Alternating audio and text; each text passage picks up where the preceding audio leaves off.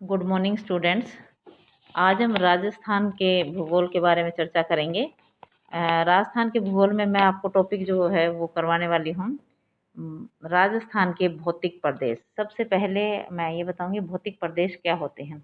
देखिए, हमारी धरा को प्रकृति ने एक जैसा नहीं बनाया। कहीं पर यहाँ मरुस्थलीय भूमि दी है, मरुभूमि दी है, कहीं अरावली जैसे पर्वतीय प्रदेश है, कहीं पर ये घगर का मैदान है, तो कहीं पर ये विंध्यन कगार जैसे पठारी प्रदेश हैं। तो इस प्रकार से हम कह सकते हैं कि भौतिक प्रदेशों की दृष्टि से राजस्थान को मोटे तौर पर 4 भागों में बांटा जाता है।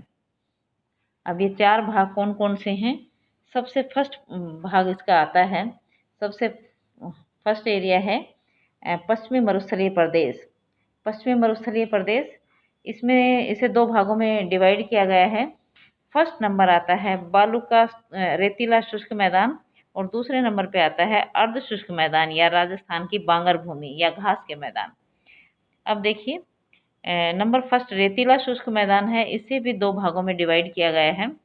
और ये 2 भाग कौन से हैं? रेतीला शुष्क मैदान में बालू का स्तूप युक्त प्रदेश और बालू का स्तूप मुक्त प्रदेश, अर्थात एक रेतीला मरुस्थल है और एक पथरीला मरुस्थल है। इसी प्रकार से सेकंड नंबर है रेतीला शुष्क मैदान के बाद अर्ध शुष्क मैदान या बांगर भूमि जिसको बोलते हैं, या घास के मैदान बोलते हैं। ये प्रदेश लूनी बेसिन या गोडवार बेसिन के नाम से भी जाना जाता है। और दूसरे नंबर पे है ये आंतरिक जल प्रवाह प्रदेश या शेखावटी प्रदेश, ये उत्तर पूर्व में है। और इसे हम जो आंतरिक या शेखावटी प्रदेश है, इसे 2 भागों में मेनली बांट सकते हैं। ये है ये मेनली जो घास का मैदान है, ये अर्ध शुष्क मैदान है, इसे 4 पार्ट्स में डिवाइड किया गया। नंबर 1 लूनी बेसिन, नंबर 2 आंतरिक जल प्रवाह या शेखावटी बेसिन, नंबर 3 नागौरी उच्च भूमि, नंबर 4 घग्गर का प्रदेश। तो 4 पार्ट्स में इसे डिवाइड किया गया। इसी प्रकार से नेक्स्ट आता है अरावली श्रेणी या पहाड़ी प्रदेश। अब अरावली का नामकरण अडावल से हुआ है, क्योंकि ये एक आडे वलय है, मतलब एक तरह से वलयाकार है ये अरावली श्रेणी, और इसकी लंबाई है वो 692 किलोमीटर है। राजस्थान में ये 550 किलोमीटर लंबी विस्तृत है। इसमें धारवाड़ युग के अवशेष मिलते हैं, चट्टानें मिलती हैं, और विंध्यन काल के अंत तक का अस्तित्व इसमें पाया गया है। तो इस प्रकार से हम कह सकते हैं कि इसमें दिल्ली क्रम की चट्टानें मिलती हैं, जिसमें ग्रेनाइट और नीस का पत्थर निकाला जाता है। अरावली दो हाथों के बंधे हुए के रूप में प्रतीत होता है।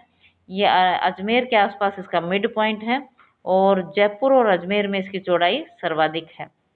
राजस्थान की सर्वोच्च चोटी जो गुरु शिखर के नाम से जानी जाती है, वो भी 1727 मीटर ऊंची है।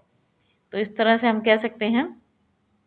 इसकी दूसरी जो चोटियां हैं वो शेर है, वो सिरोही जिले में है, और ये 1597 मीटर ऊंची है।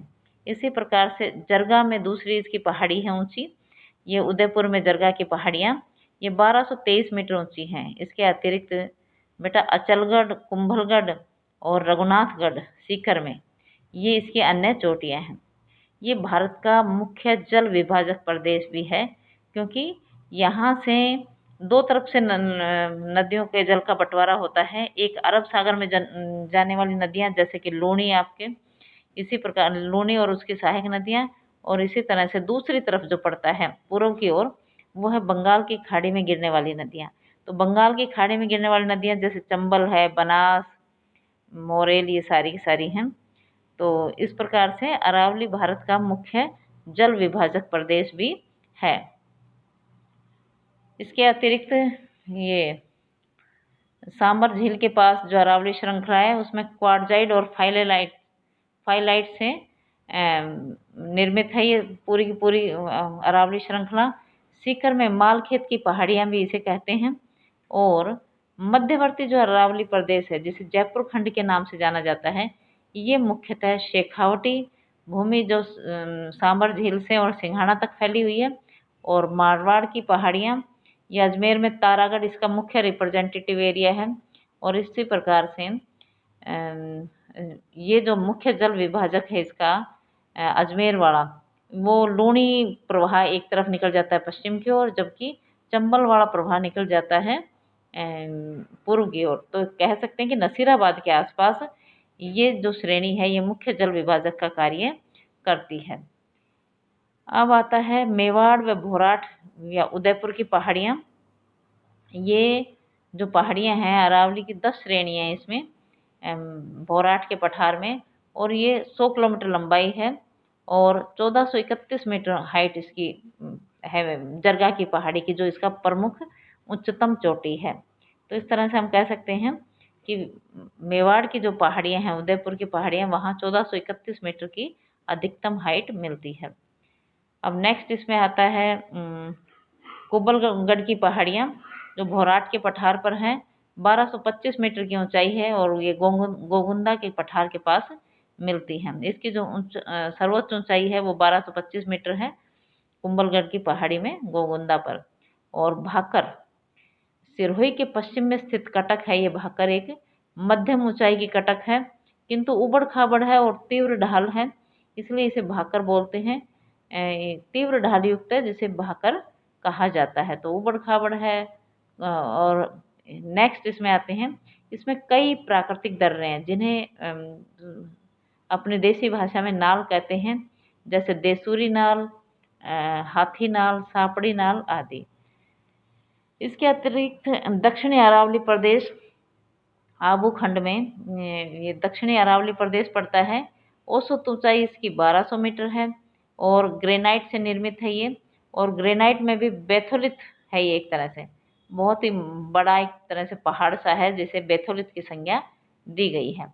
और आबू खंड में गुरु शिखर को कौन नहीं जानता बेटा, ये राजस्थान का प्रमुख हिल स्टेशन है और गुरु शिखर को संतों का शिखर भी कहा जाता है। जेम्स टोड जो हमारे प्रमुख इतिहासविद रहे हैं, उन्होंने इसे संतों का शिखर भी कहा है। तो हम ये कह सकते हैं कि ये 1727 मीटर हाईएस्ट पीक है इसकी अरावली श्रेणी की, और इसे संतों का शिखर भी कहते हैं। तो इस तरह से हम कह सकते हैं कि जो हमारी अरावली पर्वत श्रेणी है ये विभिन्नताओं में एक तरह से ये कह सकते हैं खनिजों का अजायब घर इसे हम कहते हैं। नेक्स्ट अपना आता है, नेक्स्ट अपन करेंगे पश्चिमी मरुस्थलीय प्रदेश।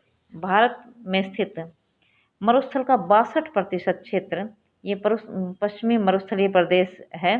अब इसमें हम ये कह सकते हैं कि 62% एरिया इसने कवर कर रखा है। ये मरु प्रदेश अरावली पर्वतमाला के उत्तर पश्चिम में व पश्चिमी भूभाग में स्थित है। भूगर्भ शास्त्रियों के अनुसार इस मरु प्रदेश में इयोसीन व प्लिस्टोसीन काल के शुरू में टेथिस सागर का विस्तार था, जिसके बाद में अवशेष इसके शैल समूहों में भी मिलते हैं। इसे थार का मरुस्थल या स्थानीय भाषा में थली के नाम से भी जाना जाता है। जो ग्रेट पेलियो आर्कटिक अफ्रीकी मरुस्थल का पूर्वी भाग माना गया है। ये अफ्रीका के सहारा से आरंभ होकर सीरिया, अनातोलिया, अरब, ईरान और पाकिस्तान होता हुआ भारत के राजस्थान में प्रवेश कर गया है और पंजाब, हरियाणा और गुजरात तक फैला हुआ है। पाकिस्तान में इसे चोलिस्तान के नाम से जाना जाता है। इसमें प्लिस्टोसीन काल के अंतिम हिमनदीय अवधि के बाद पश्चिमी राजस्थान में निर्जलीकरण की प्रक्रिया पूरी हुई और जिसके कारण इस क्षेत्र में भारी मात्रा में रेत का निर्माण हुआ। तो इस प्रकार से हम कह सकते हैं कि ईसा पूर्व से 4000 से 1000 वर्ष के मध्य इस क्षेत्र में पूर्णतः मरुस्थलीय दशाओं का आविर्भाव हुआ। यहाँ वर्तमान में भी खारे पानी की झीलों को समुद्रों का अवशेष माना जाता है। प्रसिद्ध विद्वान सर सिरिल फोक्स के अनुसार मरुस्थल का दक्षिणी पश्चिमी एवं सिंध का निचली घाटी वाला भाग ऊपरी टर्शियरी युग तक समुद्र के नीचे रहा था। इस तथ्य की पुष्टि चट्टानों में पाई जाने वाली समुद्र के जो जीवाश्म हैं उनके आधार पर हम कर सकते हैं। तो इस प्रकार से कह सकते हैं कि पश्चिमी मरुस्थलीय भूभाग कभी यहाँ टेथिस सागर के अवशेष थे। पश्चिमी रेतीला जो मरुस्थल है वो उत्तर पश्चिम से दक्षिण पूर्व की ओर 640 किलोमीटर की लंबाई में है पश्चिम से पूर्व की ओर 300 किलोमीटर की चौड़ाई रखता है। तो हम ये कह सकते हैं कि ये 640 किलोमीटर लंबा और 300 किलोमीटर चौड़ा है। इसका विस्तार 25 डिग्री से 30 डिग्री उत्तरी अक्षांश और 69 डिग्री 30 मिनट से 76 डिग्री 45 मिनट पूर्वी देशांतर के मध्य इसका विस्तार है। तो एक तरह से कहा जा सकता है कि इसका क्षेत्रफल 1,75,000 वर्ग किलोमीटर है, अर्थात हमारे राज्य का 61.11% क्षेत्रफल है और इस क्षेत्रफल पर राज्य की 40% जनसंख्या निवास करती है। तो ये अत्यंत विविधताओं भरा क्षेत्र है और इन रेगिस्तान राजस्थान की पहचान है, ये कह सकते हैं, जो इसे पूरे देश में एक अलग पहचान दिलवाता है। Thank you.